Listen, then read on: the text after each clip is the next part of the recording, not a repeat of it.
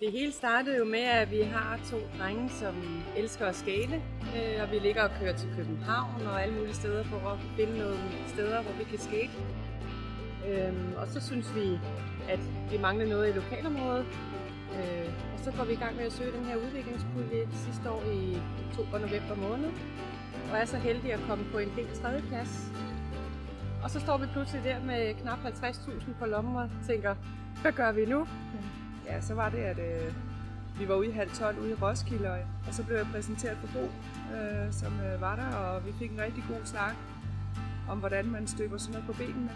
Fordi et eller andet sted, så er det jo et større projekt, og man aner faktisk ikke rigtigt, hvad man skal gøre, og vi har egentlig ikke så meget forstand på det her med skaterbaner, men vi vil det bare rigtig gerne, og ungerne var jo helt vilde, og de byggede egentlig også sketche ud af pap og papir, som de havde med til at fremvise, og de var faktisk ude at samle underskrifter, og de gjorde et kæmpe arbejde, fordi de ville bare så gerne have noget her i byen.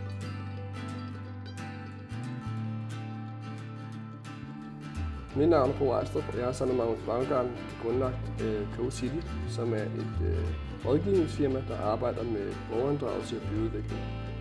Vi har igennem de sidste 10 år arbejdet med udvikling af skateparks på baggrund af vores arbejde med Hal 12 i Roskilde.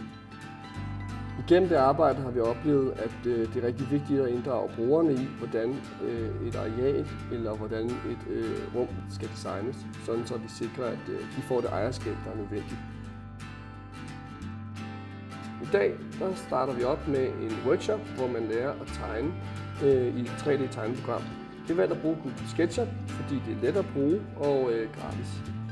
Det program giver brugerne mulighed for at tegne deres idéer, vise dem til andre og derved dele og videreudvikle idéerne.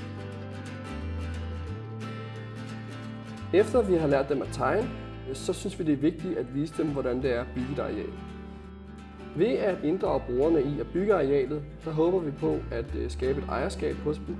Et ejerskab, der gør, at det her projekt det kan udvikle sig videre frem. Både med, at de selv kan tage initiativ til at bygge videre, men også på den måde kan samles omkring at udvikle et fællesskab omkring det nye areal.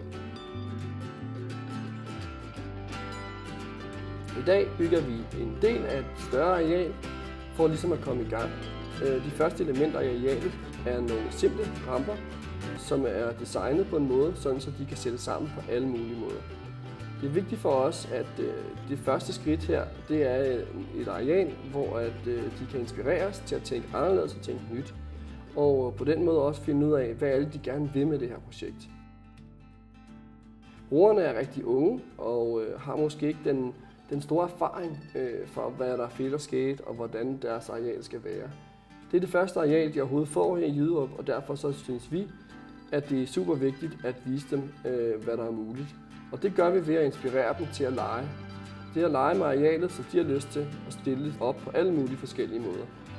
Så alle ramperne de har håndtag i sig, sådan så at børnene ved hjælp af hinandens fælles hjælp kan flytte dem og sætte dem præcis som de synes er sjovt lige præcis i dag. Processen her den er ikke overstået med i dag. Det her første skridt. Vi håber på, at igennem en leg med arealet den næste måned til halvanden, at de vil blive klogere på, hvordan det areal skal ende med at blive. Når de så har fået muligheden for at lege med arealet og blive klogere på, hvad de gerne vil have, så tager vi et møde med dem igen og får alle deres idéer ned. Og på den måde så sikrer vi, at alle deres input de kommer med i processen. Arealet er en ting, men vi skal også skabe et fællesskab omkring projektet, som sikrer, at der også bliver et samlingspunkt her. Vi mener, det er meget naturligt, at vi hjælper dem med at opstarte en forening, som sikrer et fællesskab omkring projektet. Det projekt her, det forventer vi vil tage cirka et halvt år, hvor vi løbende vil holde møder med brugerne og nå frem til et endeligt design. Når designet ligesom er fundet ud af, og alle er enige om det, så skal der bruges flere midler.